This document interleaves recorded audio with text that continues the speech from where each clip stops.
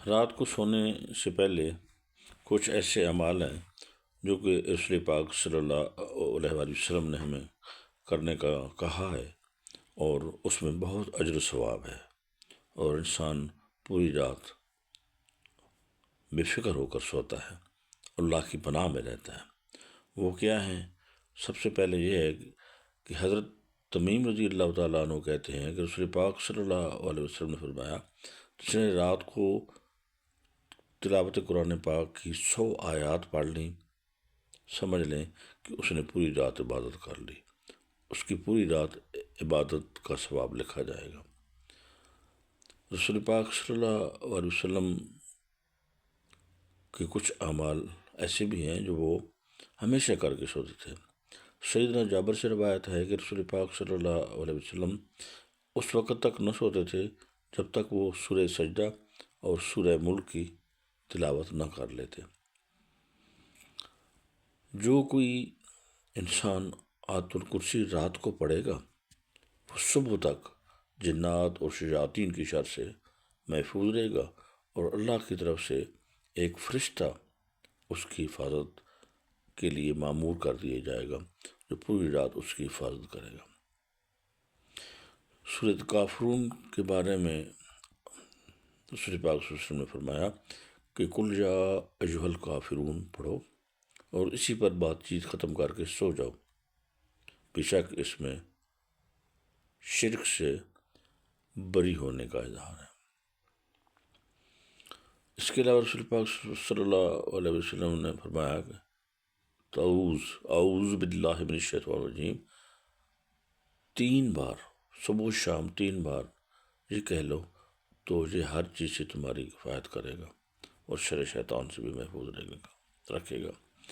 سورہ اخلاص کے بارے میں فرمایا گیا ہے کہ کیا آپ نہیں چاہتے کہ آپ روزانہ 1/3 قرآن پاک پڑھ کر سوئے؟ صحابہ کرام نے رسول پاک صلی اللہ علیہ وسلم سے پوچھا، یا رسول اللہ صلی اللہ علیہ وآلہ وسلم یہ کیسے ممکن ہے؟ تو آپ صلی اللہ علیہ وسلم نے فرمایا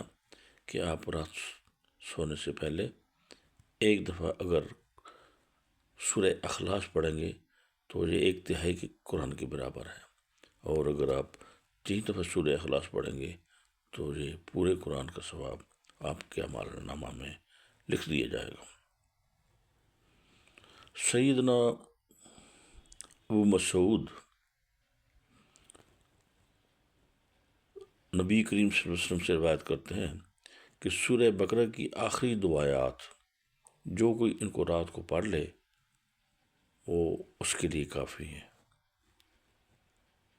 اور اس کا ثواب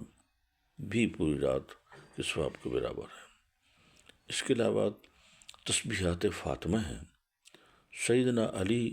رضی اللہ تعالیٰ عنہ سے روایت ہے کہ آپ صلی اللہ علیہ وسلم نے فرمایا کہ جب تم اپنے بستر پر لیٹ جاؤ تو سبحان اللہ 33 بار، الحمدللہ 33 بار اور اللہ اکبر 34 بار پڑھ کر سو، یہ تمہارے لیے خادم سے بہتر ہے۔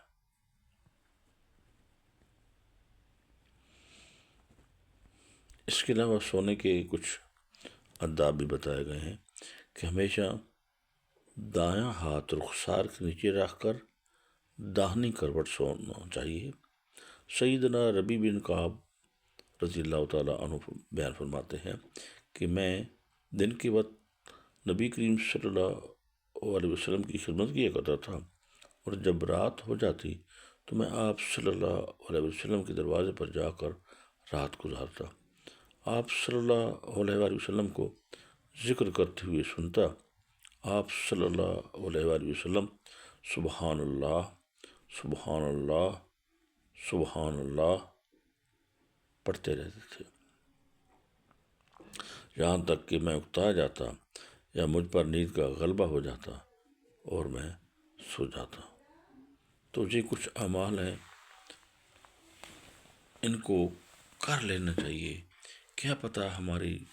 یہ رات زندگی کی آخری رات ہو، کیا پتہ ہم صبح اٹھ سکیں یا نہ اٹھ سکیں، کیا پتہ اللہ پاک ہمیں انہی اعمال کی وجہ سے کہ یہ بندہ اس نے آخری اعمال مرنے سے پہلے کیا کیا ہے، کون سا عمل کیا ہے، تو فرشتے فرمائیں گے یا رسول اللہ، یا اللہ، یہ پڑھ کر آپ کا کلام پاک پڑھ کر سویا ہے، یہ رسول پاک صلی اللہ علیہ وسلم کی مسنون افکار پر اس نے عمل کیا ہے، یہ اس کا آخری عمل ہے۔ تو اللہ پاک بہت غفور رحیم ہے، اسی کی وجہ وہ اللہ پاک ہو سکتا ہے کہ ہمیں معاف فرما دے، کیونکہ اس کے علاوہ تو دن کو تو ہم ایسے گناہوں میں غرق ہوئی ہوتے ہیں کہ ہمیں خود بھی نہیں پتہ چلتا کہ ہم کتنے گناہ کر بیٹھتے ہیں۔ ہماری آنکھیں، ہماری زبان جھوٹ بولتے نہیں تھکتی، ہمارے قدم، ہمارے اعضاء، حتیٰ کہ ہم بالکل برائیوں کے اندر غرق ہوئی ہوتے ہیں، ڈوبے ہی ہوتے ہیں۔ لہذا رات کو یہ اعمال کر لیں، کیا پتہ اللہ پاک بہت غفور رحیم ہے، وہ تو بہانہ مانگتا ہے بخشش کے لیے، اور یہی ہمارے لیے بخشش کا سبب بن جائے۔ جزاک اللہ، اللہ پاک ہم سب کو یہ اعمال کرنے کی توفیق عطا فرمائے۔